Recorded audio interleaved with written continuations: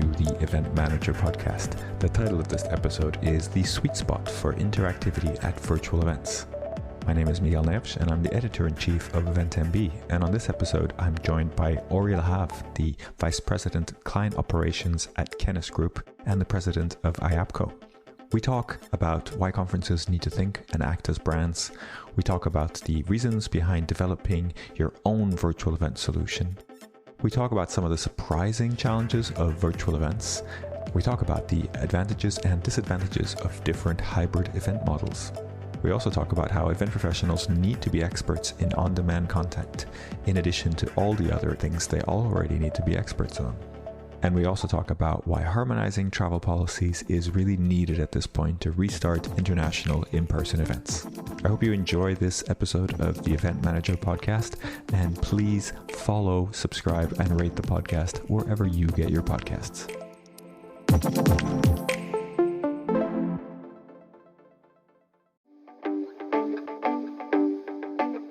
Now for a word from our sponsors, PHL Life Sciences, a division of the Philadelphia Convention and Visitors Bureau. Host your convention or trade show in Philadelphia, one of America's leading life sciences hubs. PHL Life Sciences, the first and only CVB division of its kind, will connect you to the professionals at the forefront of your industry and to a culture you can only find in Philadelphia. A city known for its rich history that's forging a bright future, Philadelphia challenges the expected and defies convention. A world of discovery is waiting. Visit phllife.com to learn more.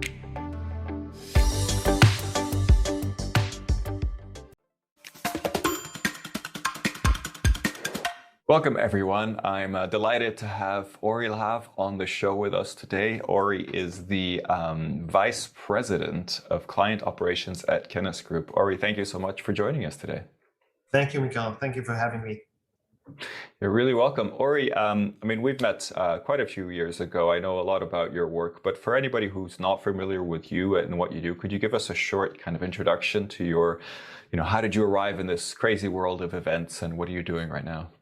It's funny you say crazy world, but it is. Actually, I wasn't born to the meeting industry. I've joined Kennis Group a little bit more than 8 years ago. My background is a little bit different. I'm a marketing person. I work in different industries, work a lot in the telecom industry, work in the automotive industry. And just before joining Kennis, I worked for a startup called Better Place that has raised $900 million in building an infrastructure to charge electric cars. I owned an electric cars more than 10 years ago, and I'm a big fan of electric cars and technology. But at a certain point, the startup was sold in parts, unfortunately. And, I got a call from a friend saying, listen, this company, he didn't even know the name, are looking for a VP marketing, and they're interviewing somebody that you managed in the past, and they want your reference. And I said, hold on, but we're almost, we're going to be out of business in a few weeks. Maybe I'm interested in the position. He said, wow, I didn't even think about it. Sorry, give me 2 minutes. Let me check. And 4 interviews afterwards, I started working for Kennis, which it was my first introduction to the business meeting and meeting industry, which is fascinating. I got hooked very quickly. So for 4 years, I run Kennis Marketing, which is a subsidiary of Kennis Group that deals with marketing and promotion of events. And after 4 years, I moved to manage the client management and operation and IT departments in Kennis. And started to be also involved in the industry. I joined IAPCO, the International Association of Professional Congress Organizers, as the council member a few years ago. I'm currently the president of the association. Excellent. Thank you for sharing that with us. And just out of curiosity, being a marketing person originally, when you look at marketing in the event industry, what do you see compared to the wider world of marketing? Yeah, it's a different world, event and marketing promotion. Let's say the essence, the basics of marketing is more or less the same. If you know how to market a mobile phone, if you know how to market an electric car, the basics are the same if you want to promote a meeting. it also is obviously with the brand and fighting for awareness, right? Our mission as marketers is always being top of mind when it comes to the potential client.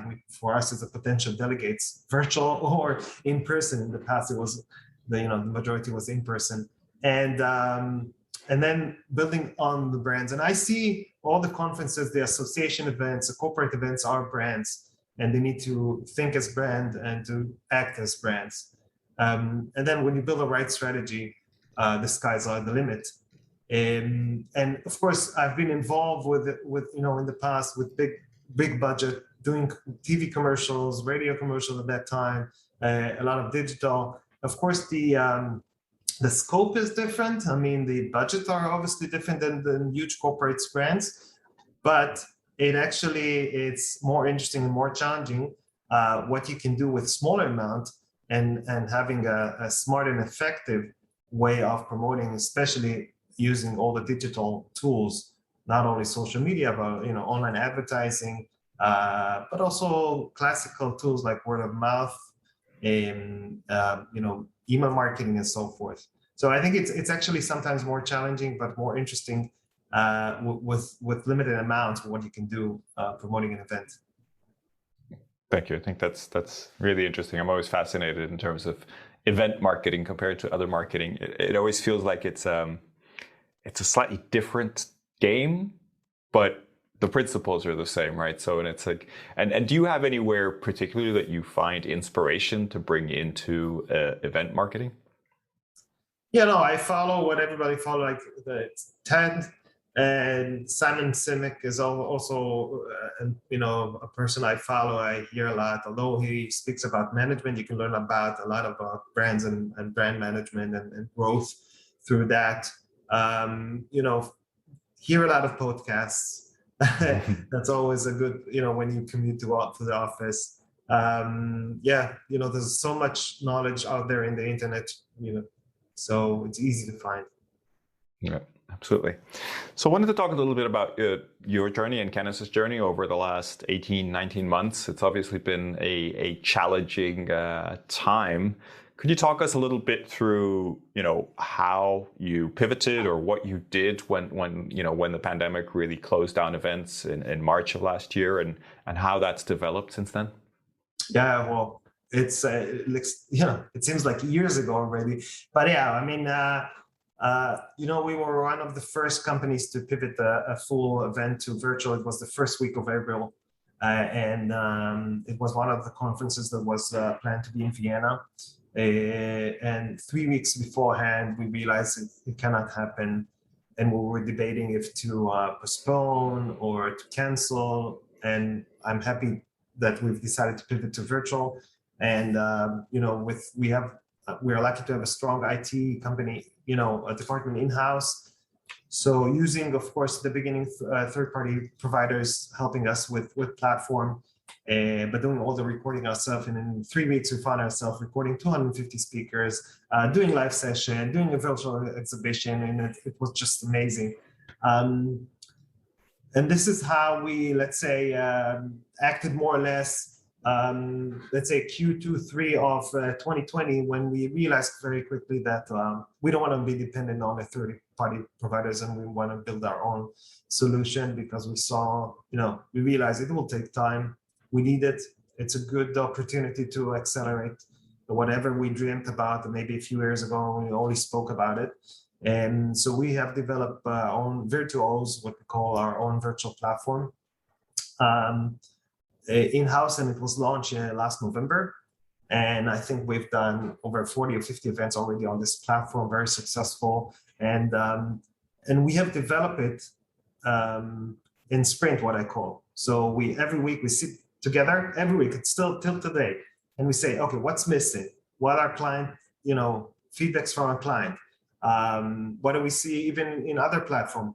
And what is still missing? And we develop, and very quickly, within a week, we launch a new version. Every week we launch a new version. Sometimes it's small features, But back then it was okay. I need bookmarks, so I want to add a session to my agenda. Okay, let's add it. That's simple.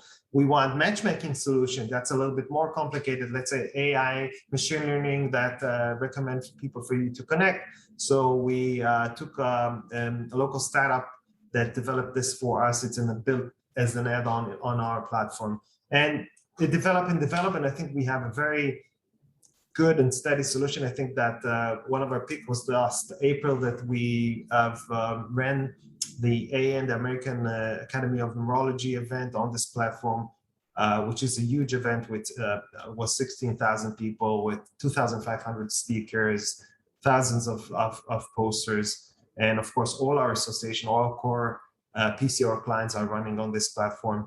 So we're very happy in how we progressed in this 18 months.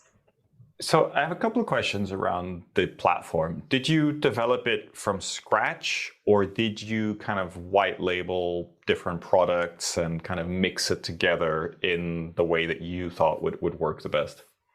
I would say the majority is built from scratch. And I would say 80% of it, it's code being written. Of course, we have some, I would say, external add-ons. Registration system is still our own old registration system that we use for the in-person events. But for streaming services, we took a external streaming service, and that's another example that we're now developing in-house our own streamer, let's say, that we actually started testing in some of the recent events, and obviously we're gonna introduce it in a couple of weeks. So yeah, but I would say about 80% was everything from scratch, and then we like the matchmaking solution that we have taken with as an add-on, with the vision of being 100% independent. Okay. And so what was the main driver to building that? Was it the independence? Were you kind of missing features? Were you sort of having to use multiple platforms to get the features that you wanted? Because I think, and correct me if I'm wrong, but mainly kind of academic and scientific conferences, that is your world, right? So you have poster sessions, you have poster reviews, you have lots of different sort of types of sessions that are maybe not always available or not easy to kind of replicate in a virtual world, right? Was that a driver as well?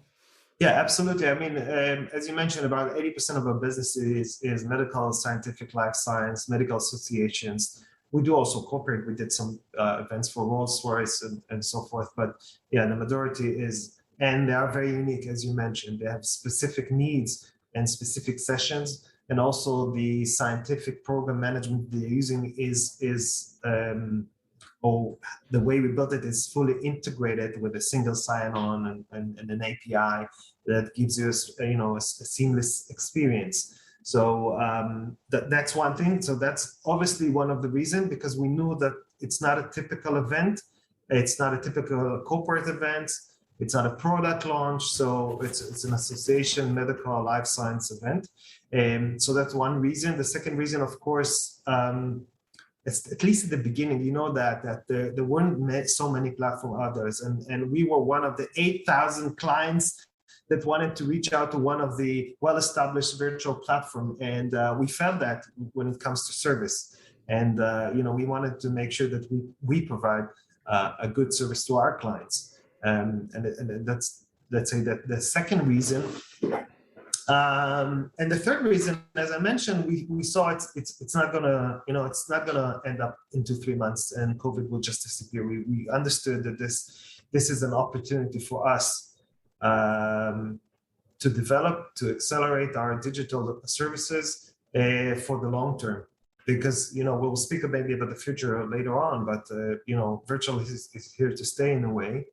So you gotta have a good solution in-house. And maybe the fourth reason is that it allows you to better cater to your clients, because we have big clients with different needs, and we are much more flexible and adaptable in a way that, we sit with our IT director say, this client wants this, feature a little bit different. All right, let's do it. If you are dependent on a third party that, it's not going to be flexible to each client needs, right? You have a product. This is this is what you have on your shelf. This is what you can take.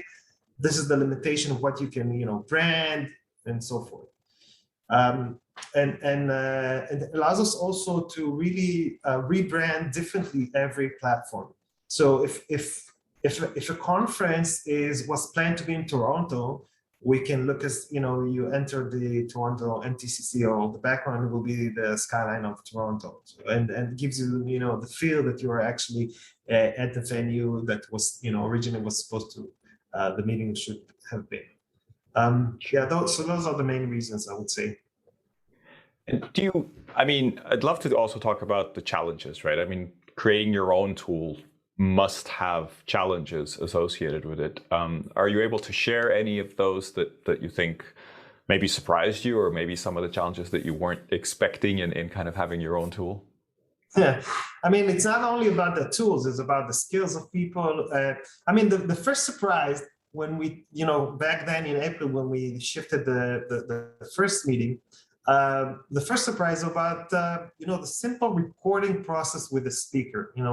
Again, most of our speakers are doctors, professors, researchers, didn't have a lot of experience with Zoom or recording. And we thought at the beginning, all right, we're going to send them a Zoom link, they're just going to record themselves and everything will be fine. And of course, it didn't happen. And we know that today, now everybody realized that. And we figure out very quickly that we need to walk them hand in hand.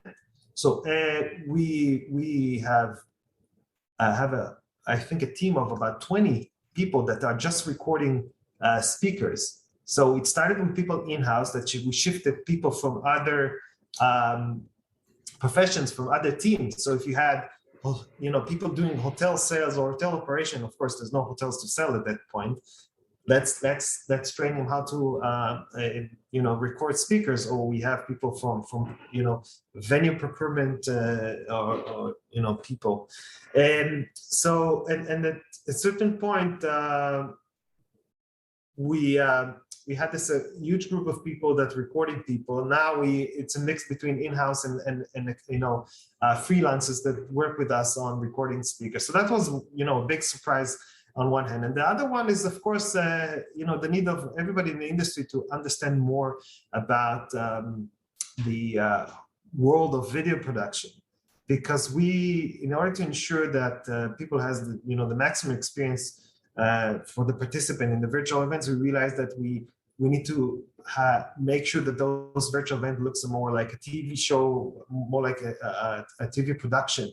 And this was skills that we obviously didn't have in-house. So we actually recruited some people with background in production, in TV production, in content editing, or content creation. And of course, we trained our people to be more minded for that. Of course, we have our own meeting design people and meeting architect in-house, but it's a little bit different when it comes to in-person versus virtual. So this is something we need to train the team, even for the people who are dealing with the scientific committee. So we have a scientific program coordinator that is the point of contact to the scientific committee. He or she will have to help them, navigate them, and explain how to think differently about the session and the session format and the session types, and even the basic of the program building. Okay, how much break do you need between session? Again, it's very different what we experience on site. So that I don't know if it's a surprise, but it definitely was something that we need to work on, train the people, upskill them, and we still do that. Yeah, that makes a lot of sense. So in terms of you mentioned recordings, what percentage would you say are sort of pre-records of the work that you do in scientific and academic conferences? I would say that, it depends from Congress to Congress, but I would say that about 80% is pre-recorded, but always have a live element. So the presentation are usually pre-recorded, and then the speakers join for live Q&A. I would say that's the majority of what we've seen so far. Usually the main big session, the most important one, the opening, the closing are live. Some of the keynote plenary speakers could be live, but then the rest of the content is pre-recorded with a live element. I think it's very important for being a live element, because again, if we look back at the beginning, one of our first virtual events, the client insisted to record everything, almost no live element. And although we insisted, saying, that is not what delegates are looking for, they say, we don't want to take any risks. It was their first experience in virtual meeting. And when the meeting opened up, and of course we provide them, an online chat support to the delegates for any technical need or any questions. And the comments we got from people, I didn't sign up for a YouTube channel for this event, right? They want this live interactivity element in it. Of course, this client already is doing his second virtual event this November, and I think the program will look completely different. Yeah, really interesting. Yeah, I think from our research, what keeps coming up is engagement continues to be challenging in virtual events, and also monetizing virtual events. Because you have sponsors, mainly sponsorship seems to be the main source of monetization. I think a lot of academic and scientific conferences do charge, but it's not the equivalent fee. It's not the same kind of business model. Any thoughts on the business model side? And I think there's kind of two sides to that question. One is, your monetization, Kenneth, as a business. How did you, kind of make that work for you? But also, how did you help your clients monetize their events? Now I'm going to connect all the dots with what we start speaking about marketing. I think that marketing has shifted in the virtual, still is in the beginning, to educating the market. Again, one of our challenges in marketing is of course convincing you, right, to choose the brand. But at a certain point, especially in virtual event, it shifted to educate the market. And when I say educate the market, educate the delegates. Very simple, how do I experience virtual events from how to use a virtual platform and how to engage with people, but also to sponsors. And I think we invested a lot of time in educating and working with our sponsors and exhibitors how to get the most out of virtual events. And I think that the challenge for the sponsor and exhibitors, and we saw it also from our survey that we did last year and this year, and we saw a shift. One of the challenges we saw at the beginning is that exhibitors or sponsored still used to measure success in the old way. So for them, number of visits to the virtual booth was the way they measured success, which I believe it's wrong, because in the virtual world, of course, yeah, it's very important, right? You want to have people in your virtual booth, but what's more important is that you want to work on the brand awareness, on making sure that you reach at the top of mind of the virtual conference delegate. And you do that by education. They do a lot of satellite symposia. So invest, and this is, again, something we saw from the survey. This is what the delegates are looking from sponsors. They want to meet their experts. You want to speak with them. It's less about, seeing a PDF brochure in the virtual lobby. So we invested a lot of time in educating and working with our exhibitors and sponsors to ensure that they feel, I would say, some of return on investment. And yes, we saw that they still support the event. Of course, it's not in the same levels of an in-person meeting, but are still high, but also the expenses are different for them and for the organizers. And so the support remained strong enough to ensure that our association are still, saw a really good profit line from their event. So, I didn't see the monetizing as a big issue thus far, at least for our clients. Cool. And thinking to the future, we're hopefully seeing events opening up, or at least the opportunity for in-person events. If for any reason we can't do live events, do you see there being a solid business model there? Do you see it able to continue in a virtual setting? We are in the people business, right? Mm-hmm. I don't see any reason why we won't go back to an in-person element. And I say element because it will be part of a holistic solution. I mentioned, we all know that virtual is here to stay, and hybrid is a big buzzword. But I very I had experienced my first in-person event in July, which was a year and a half almost after I've been in an in-person event. And I was so happy. I mean, to see a speaker standing on stage and to interact with him after in the break, it's priceless. It cannot be replaced in a virtual experience. So that means that the future objective of an in-person meeting will be maybe a little bit different. It will be focused more on, the networking, the building the community, hands-on, especially for our medical events. They need a lot of hands-on workshops and sessions, and that is not, it's difficult to replace in the virtual settings. And so that more socializing, but content and education can still be consumed online. I think a lot of associations realize that. And if, years ago, we spoke about doing some sort of an e-learning platform and making sure that the education is available also online. And they looked at us and say, why do I need it? Now everybody realized, again, association realized, okay, we can educate our members, our doctors, our researchers through online content. So we're going to see a mix. We're going to see, a lot of people say 365, or maybe kind of 365 learning that will be combined with in-person and virtual events throughout the year. Okay. I think that's a vision, a pretty solid vision for the future. And you're confident that the business models around this can work, that they're, because to be direct, I think a lot of companies, and I don't know if this is the case with Kennis, rely on commissions, rely on hospitality commissions, hotel commissions, venue commissions as a big part of their revenue.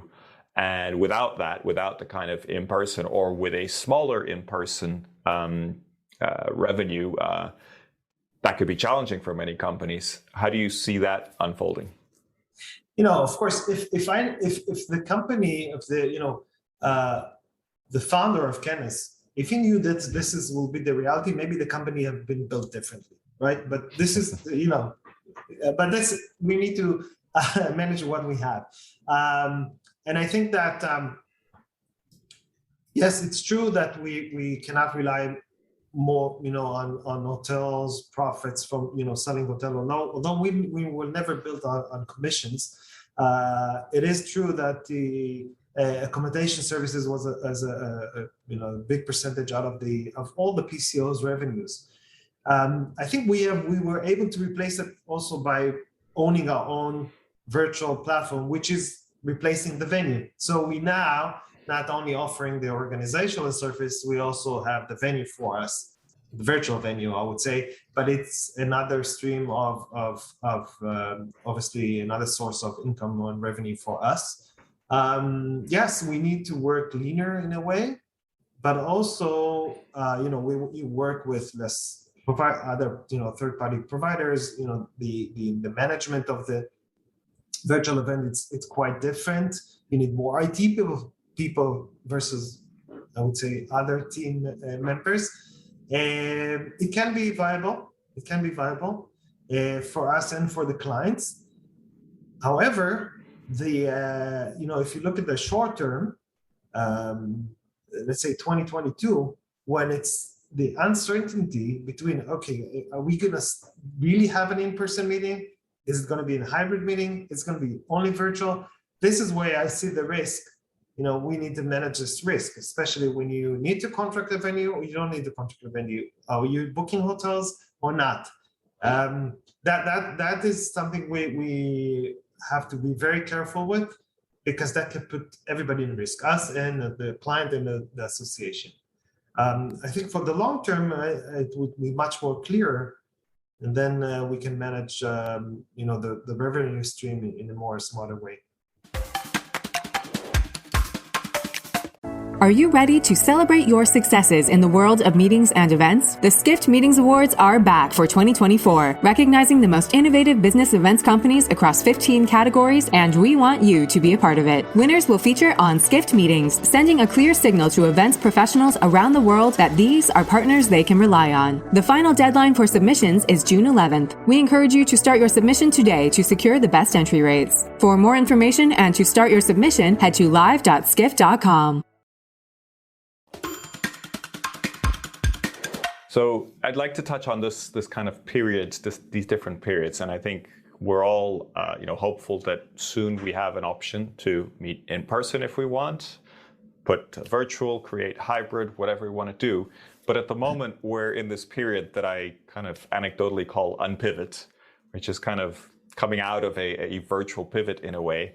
And I saw a press release recently that you put out about a few events that you did very successfully. And I noticed that there was a sort of an allusion to a backup plan of how to make an event happen. And I talked with Magdalena, one of your colleagues, about it, and she explained the plans that you had to put in place to have this event happen in the US, where a European-based team, I think Spain-based team, was managing it. Could you kind of explain what happened and how that all unfolded? Yes, I mean, we did conduct two in-person events, full in-person events, this September, and we're still having in plans a few more in-person events in coming December. So, but I would want to start saying the team was excited, super excited to be on site. For them, it was like riding a bicycle. I mean, they were so excited to see the clients face to face after not seeing them for almost 2 years, to cater the delegates, the speakers, and everything like we used to do once, and everybody was very excited about this. However, of course, we didn't know if it's going to happen until last minute. And with travel restrictions, we have a team coming from different places worldwide. So we have people coming from Amsterdam, from Bulgaria, from Spain, from Israel, and so forth. And every country has different limitation. Can we access the conference? One of them was in Paris, one in the US. Can we really access? And the regulations are changing by the minute. So what do you do if this and this person cannot access, or you have to go to quarantine? How do you replace? Do you take local staff? How do you train the local staff? What happens if a speaker will not be able to attend? All those plan B, C, and we've given a lot of thought. We actually did a pre-recording for all the speakers because we didn't know if they will come or not, if they were able to attend or not until the last minute. And so, we've invested a lot of that, although everybody was super excited of coming and seeing an in-person event. It's not easy to operate with all the restriction. Do we need a PCR test before you enter the venue? Yes or no? Do you need to show vaccination proof? Yes or no? What are the local regulations? What are the airlines regulations? It's quite complex. Unfortunately, I think this is where and we'll definitely do it through IAPCO as well, will call government to streamline all the regulations. So I'm all in favor of, restriction that makes sense, but as long as everybody is the same. So for example, within the huge region like the EU, okay, if you want to access the country, you need to show PCR, negative PCR test and a vaccination rate, that's fine. But make sure that all countries has the same regulation, because I came back last week from Geneva, and the fact that I'm fully vaccinated was fine for me to enter. But a month ago, I was already fully vaccinated, I was in Lausanne, which is still Switzerland, and I had to show a PCR negative test. So it's quite confusing, it's quite complex. And I hope that, it's at least this part will be streamlined to something that is more, I don't mind being strict, but as long as we all unified in that sense. Sure. And I think that the US with the news of, opening up is great news, but we're still a little uncertain of when and exactly how that's going to work, right? So hopefully that can be unified. I don't know if you have any other events happening in the US, but I hear that some conferences and some events are placing their staff in countries like Canada and other countries so that they can stay there for the quarantine period and then travel to the US. Is that something that you have in place for any of your events, or are you looking at kind of actions like that? To be honest, I don't expect any of my team members, my staff, to force them in a way to be quarantined for 14 days. If they have to be quarantined either when coming back or traveling, I will find somebody else, because I don't think it's fair for people. to be quarantined for, unless they are willing to and want to, for 10 or 14 days just to operate an event. And this again, the example you mentioned in the US, we brought people from Mexico, from our team in Mexico, but for them it was easier to access the US to operate the team than from people from Spain because of all the the restriction entering the US right now. So I would rather find a solution that will not force people to quarantine. Yeah, I think it's a very valid comment, and we're hoping to streamline these solutions very, very quickly, which would be great. So we talked a little bit already about the future of the industry, and you've already talked about some of the challenges. I wanted to get your kind of thoughts on hybrid. What that means for you, and is it the future? Do you see it being part of lots of events? And then there's a few other kind of future trends that I'd like to pick on. But let's start with hybrid. Yeah, I'm a person who think that hybrid is a little bit of a overbuzzed word, and for me, it's just finding the right solution for the right association or the right event. We have invested a lot of time and effort already months ago about trying to find the best hybrid scenario, because we all know this hybrid poses, brings a lot of challenges, many, especially financially for us and for the clients and for the association, because we all understand you have double expenses, you have less income, simple math, right? So what is the best solution, I would say, that will able to still facilitate this need for people, facilitating people in person and virtual in a way that will make financial sense, so that will make sense also when it comes to the delegates' experience. And we have this task force that we've done here in-house that worked for weeks and weeks, because there's also implications on the way that the operation teams work. Do we need to double the team and so forth? And we came up more or less with 3 models that will make sense. And I'll give the high level without going into too much detail. So the first one is what I call hybrid tool. It's actually a disconnected model, because it's an in-person event and a virtual event, not on the same days. So for example, you have an in-person event for, 2.5 days. You're probably going to have less people than you usually, the association is used to. You get that. So you make this program smaller. The length of the program is shorter, but you put a lot of emphasis on the experience of the people enjoying the fact that they are there. They get, all the socialing part, the networking part, the hands-on experience, and you take the opportunity and capture the content. 2, 3, 4, 7 days afterwards, you launch the virtual events. For those who couldn't participate on site, you use the content you captured during the in-person events, plus some live elements, plus additional content, and you create a virtual event. So there's 2 separate events with under, let's say, one roof. That's I would call disconnected model, and let's say the less riskier model than all of them. The second model, which I call hybrid top, or we call it also 50-50. What happens when 50% of the delegates are there in person and 50%, more or less, are virtual. Here, very similar. It is an event that's happening on the same days. It's not a disconnected model, but we cut 50% of the content that is happening on site. So for example, if we're supposed to be, the conference had 10 parallel rooms, 10 parallel sessions every day. You cut them in half. You do only 5 in person, and the rest of the 5 are only recorded or only streamed on the virtual platform. And then you, again, shorten a little bit the days of the events, same elements of, putting a lot of emphasis on the experience of the in-person, of those delegates who are coming on site. And then those who join virtually enjoy, of course, all the content, but the cost is reduced by, reducing the space, reducing the in-person program. And so just to be clear, you're saying reduce the content for everybody, or do the online audience get more content than the on-site audience? Those who come on-site get obviously access to the virtual platform.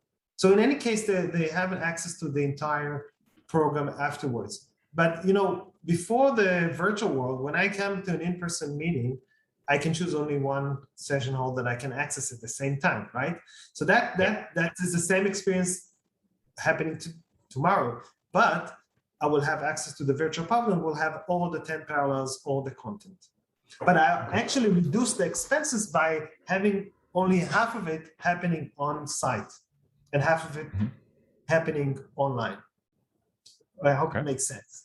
And the third model is, I would say, well, we call it hybrid max. It's the most close one to format to the in-person meeting when you have at least 80% of the delegates on site and 20% online.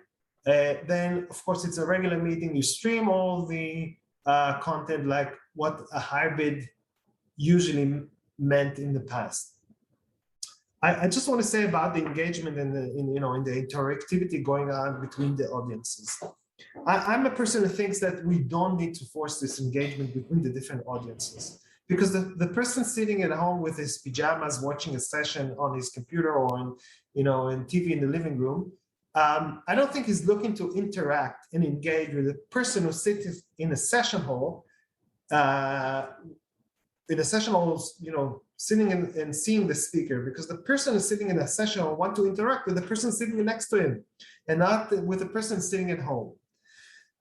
So I'm against maybe it's a harsh word, but I don't think we need to force this interactivity between the audience. We need to ensure that each audience has its own networking opportunities. And that's obviously has an implication on how we need to operate this hybrid event.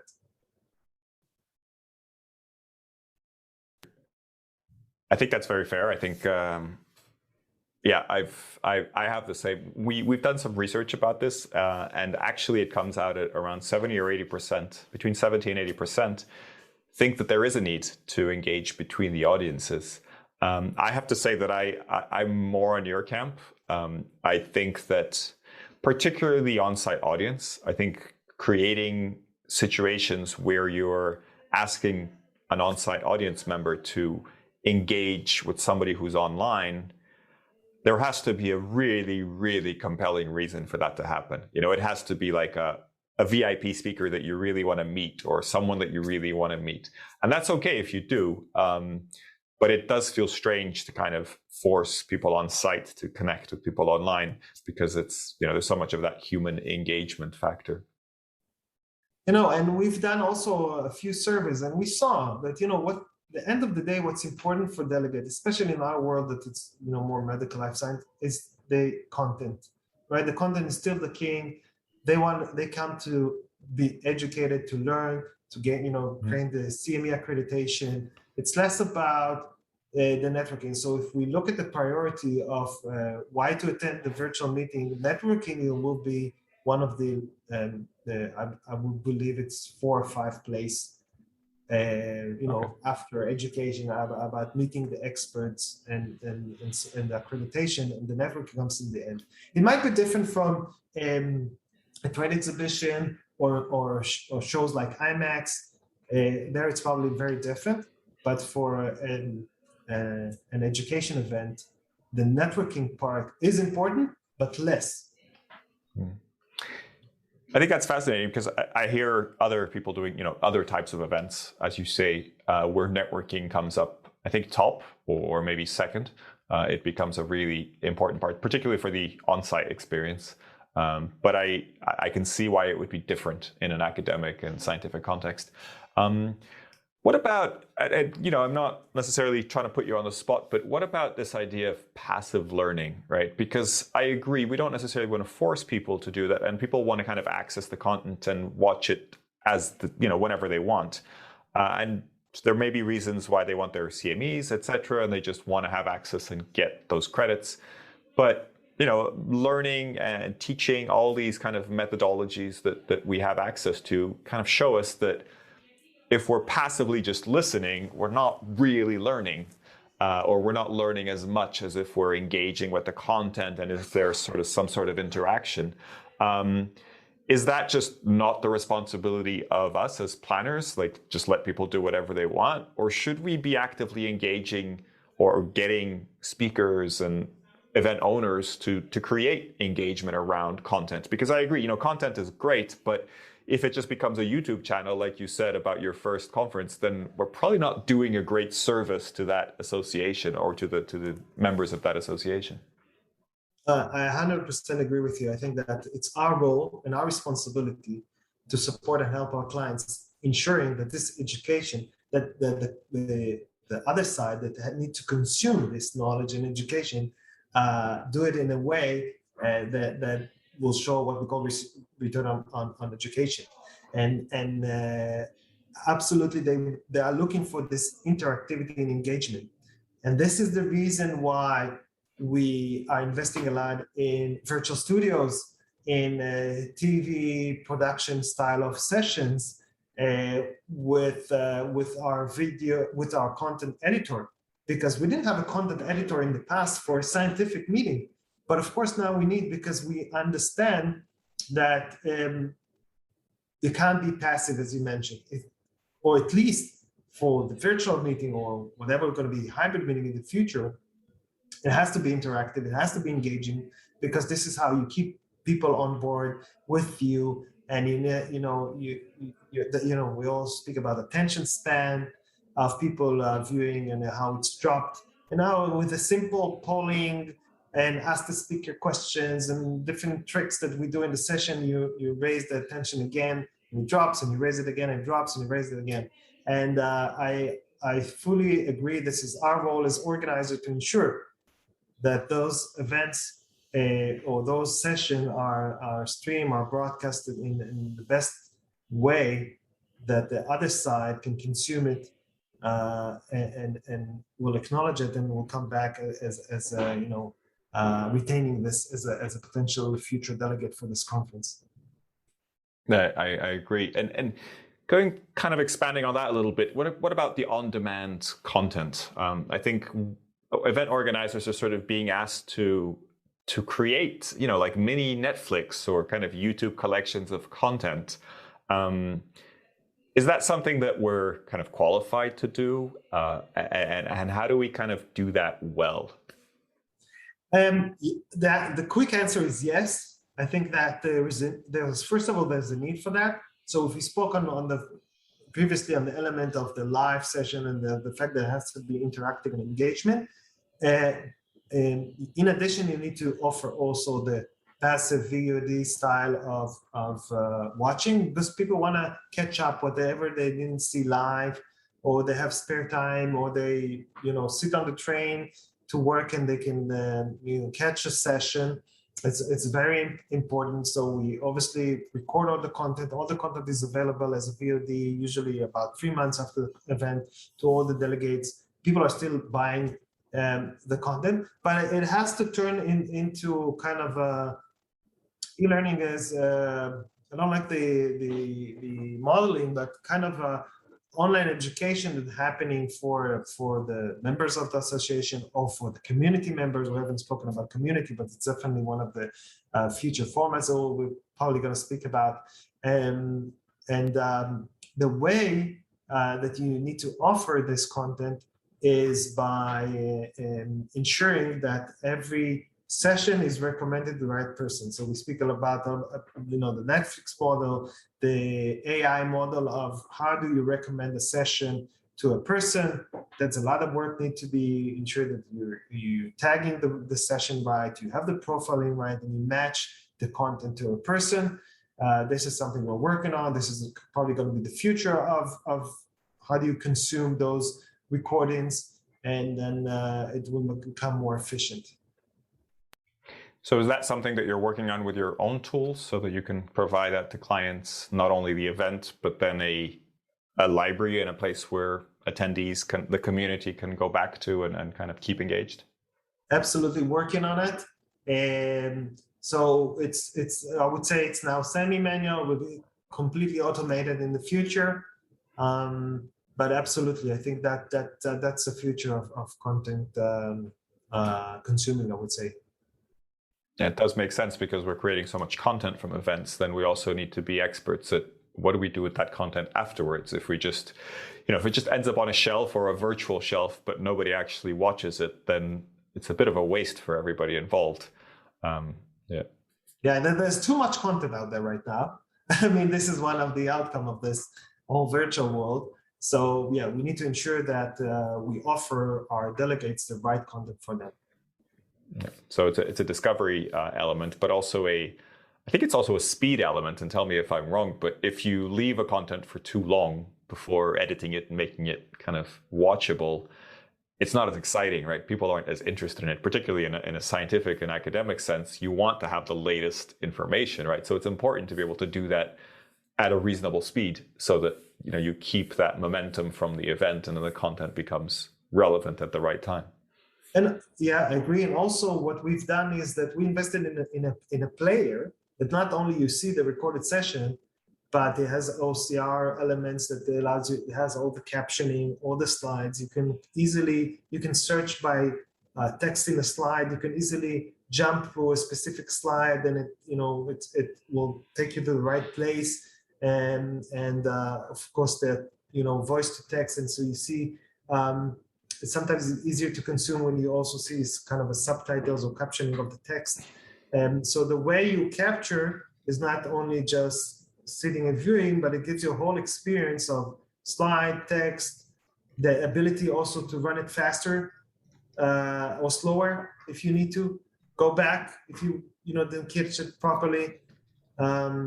So we have more tools to enable a better content consumption. It sounds like the role of the event professional keeps getting more and more complex, and there's more layers to it. Yes.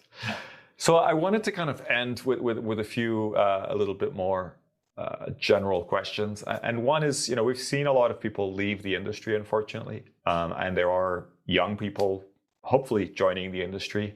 Do you have any advice for those younger people joining the industry or people who've left and are maybe considering coming back? What would you say to them? Hopefully to convince them to come to the industry, but maybe you don't want to come to the industry. I mean, first of all, it's a global challenge right now to recruit people. I see it, and I speak to a lot of people within our industry, and we're kind of mapped as an industry in risk in a way.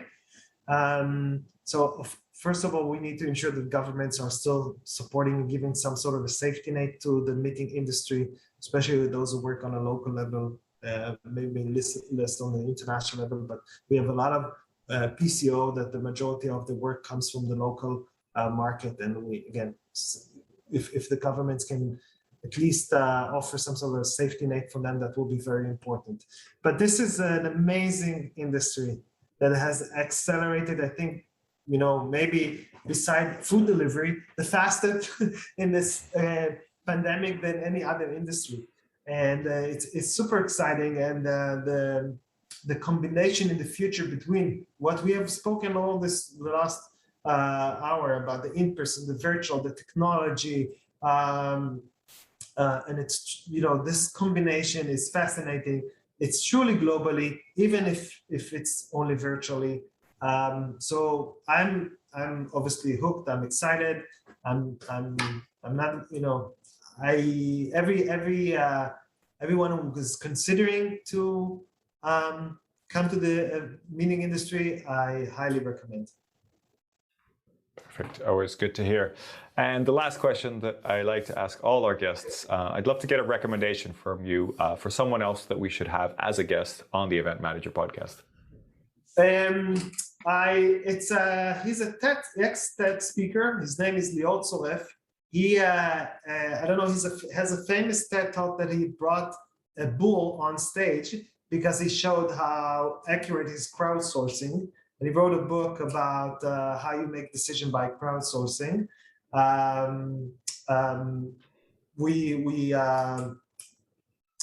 know him very well. He's an Israeli like me.